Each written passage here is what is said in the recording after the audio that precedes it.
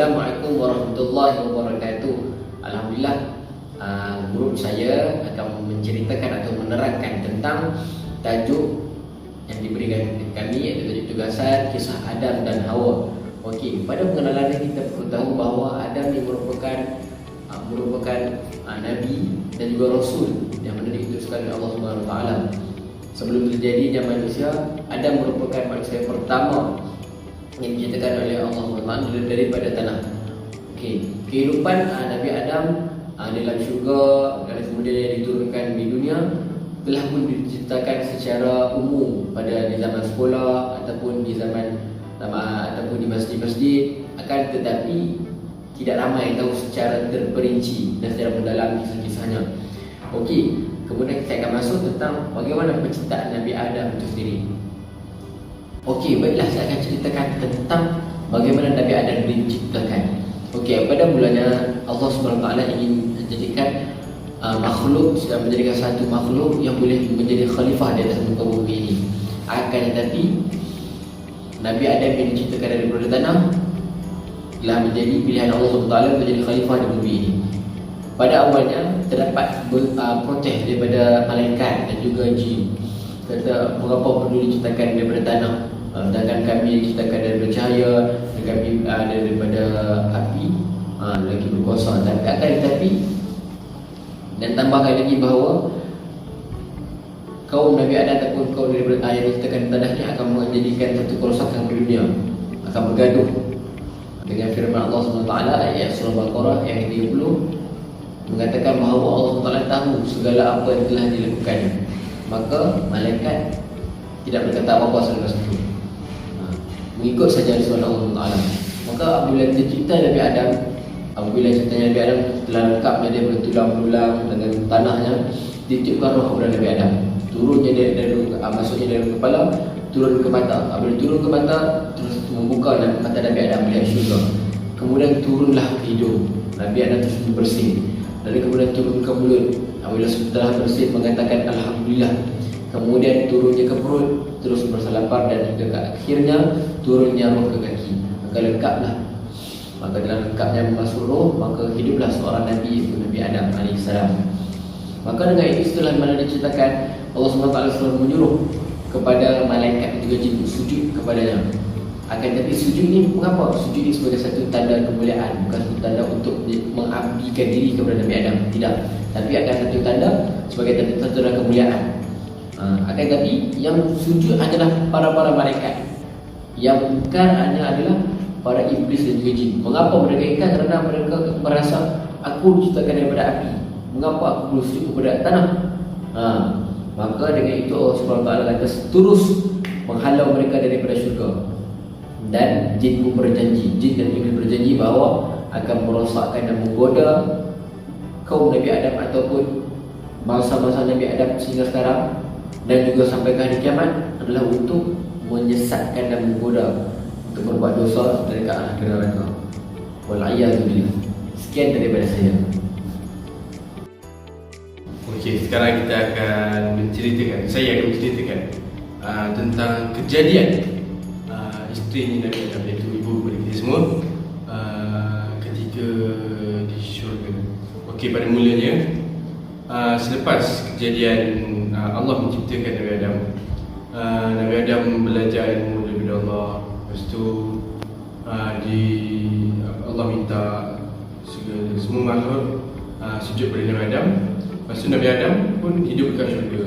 Masa Nabi Adam hidup syurga tu, dia menikmati dan menikmati semua apa yang Allah bagi kat dia. Hidup kat syurga. Lepas tu dia pun dalam macam kita manusia, contohlah kita beli rumah, dan di rumah ada kereta, semua ada lengkap, tapi kita tak ada pasangan. Contoh, maksudnya kita keserangan. Contoh juga Nabi Adam. Nabi Adam mula rasa keserangan sebab tak ada teman untuk menikmati keindahan syurga itu bersama. Okey, selepas tu Nabi Adam dia memohon kepada Allah supaya bagi macam meluahkan perasaan seperti keserangan. Keesokannya malaikat Jibril, Allah memerintahkan malaikat Jibril untuk mengambil sebahagian tulang rusuk kiri hujung Nabi Adam untuk dijadikan Siti Hawa. Okey. Lepas tu masa keesokan harinya, masa Nabi Adam bangun daripada tidurnya, dia bukan bangun tidur, dia macam bangun. Lepas tu dia ternampak seorang makhluk yang seperti dirinya berada di depan sambil mengusap kepalanya. Lepas tu Nabi Adam tanya, siapa kau? Lepas tu Nabi Siti Hawa menceritakan bahawasanya Allah SWT menciptakan Hawa untuk menjadi teman dan pasangan kepada Nabi Adam. Selepas itu Nabi Adam tidak merasakan keseorangan dan memulakan kehidupan baru bersama Siti Hawa di dalam syurga dan menikmati keindahan syurga bersama-sama. Itu saja. Korang nak tahu tak macam mana kehidupan Adam dan Hawa dalam syurga? Mesti korang nak tahu kan? Okey, jom saya cerita. Sebelum tu, saya nak beritahu, dalam diri kita ni, setiap manusia, Allah dah tentukan, dah aturkan jalan hidup kita siap-siap. Jadi, begitu juga hidup Adam dan Hawa ni, Allah dah tentukan, Allah dah aturkan siap-siap. Adam ni pun dah lama hidup keseorangan, kesepian, kesunyian dalam syurga seorang. Allah pun ciptakan Hawa untuk Adam. Jadi apabila Allah dah ciptakan Hawa untuk Adam, maka Adam tak keseorangan lagi dan Hawa pun menjadi temannya dalam syurga. Hawa ni kan perempuan, mestilah cantik, ayu.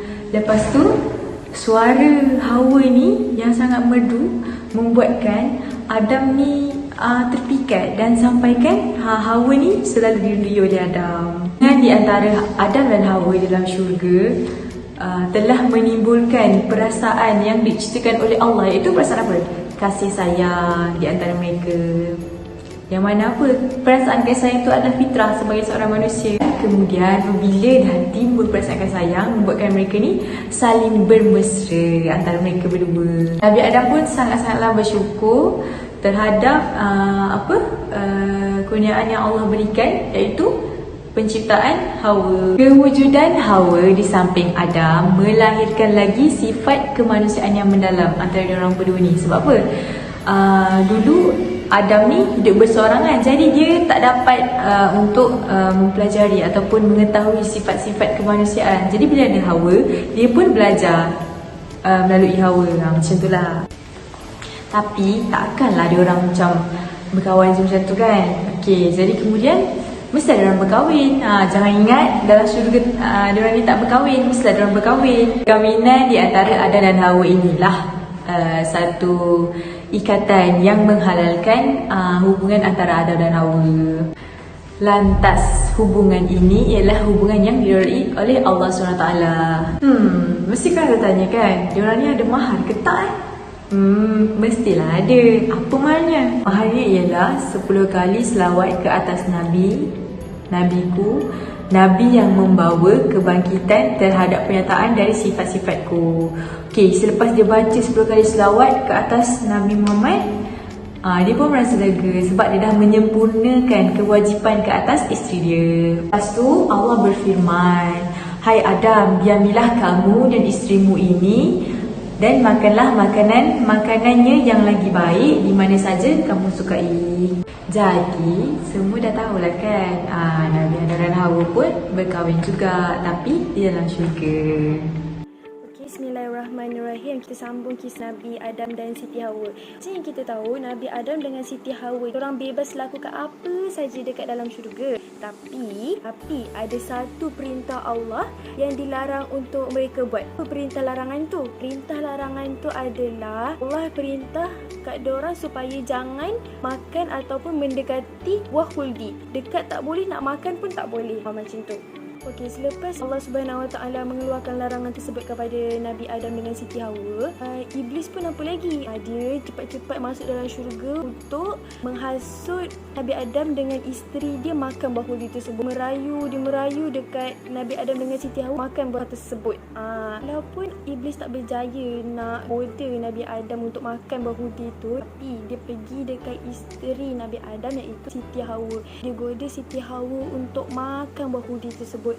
Jadi apa lagi? Siti Hawa pun ambillah buah tersebut dan makan. Diorang berdua pun makan. Walaupun diorang tahu itu larangan daripada Allah Subhanahu Wa Taala, tapi diorang tak boleh tahan nafsu diorang untuk makan buah tersebut. Maksudnya diorang tergoda dengan godaan iblis tersebut. Okey, selepas itu mereka dikeluarkan dari syurga, turunkan ke dunia. Sebenarnya Nabi Adam dan Siti Hawa ni diciptakan untuk menjadi khalifah di bumi. Sebenarnya Nabi Adam dengan Siti Hawa, malaikat dengan iblis pun tahu Adam dengan Siti Hawa ni akan menjadi khalifah dekat bumi. Tapi diorang semua tak tahu bila. Yang tahu hanyalah Allah Subhanahu Wa Taala. Peristiwa Nabi Adam turun ke bumi jatuh pada tarikh 10 Muharram. Masa tu pun iblis turun ke bumi bersama Nabi Adam dengan Siti Hawa jugalah. Nabi Adam dengan Siti Hawa ni menangis, sedih sebab terpaksa menjalani hukuman tersebut. Mereka pun terpaksa berpisah. Okey, Nabi Adam diturunkan di Bukit Sofa, manakala isteri dia turunkan di Bukit Marwah. Okey, macam yang kita tahu, mereka berdua ni terpisah cukup lama. Ada yang kata 500 tahun, ada yang kata 300 tahun, ada juga yang kata 40 tahun saja diorang berpisah.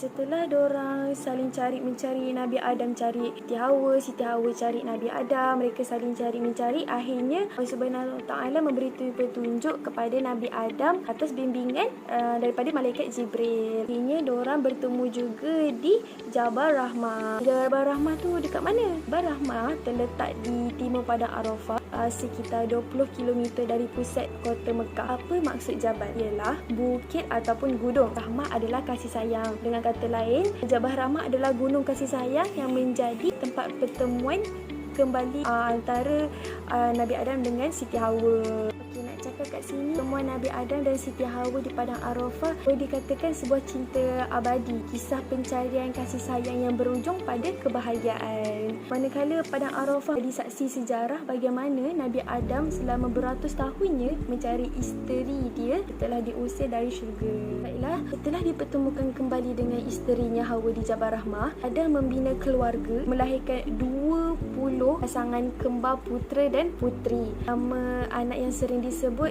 antaranya adalah Kabil dan Iklimah, Habil dan Labuda. Saat keempat-empat anaknya itu dewasa, Nabi Adam mendapat petunjuk daripada Allah Subhanahu Wa Taala menikahkan anak tersebut secara bersilang. Kabil kahwin dengan Labuda, Habil kahwin dengan Iklimah. Tapi Kabil tolak sebab dia rasa Iklimah lebih cantik daripada Labuda. Dia kata Habil tu tak sesuai dengan Iklimah sebab Iklimah tu cantik. Selepas itu turunlah petunjuk Allah Subhanahu Wa Taala. Nabi Adam menyuruh Kabil dengan Habil berkorban. Orang siapa yang korbannya diterima oleh Allah, maka dia berhak memilih jodoh dia. Habil korban kambing kesayangan dia, manakala Kabil korbankan sekarung gandum yang paling buruk yang dia ada. Maka Allah Subhanahu Wa Taala menerima korban Habil, itu kambing kesayangan Habil. Namun Kabil tak suka. Dia macam marah, macam kenapa Allah tak terima gandum aku?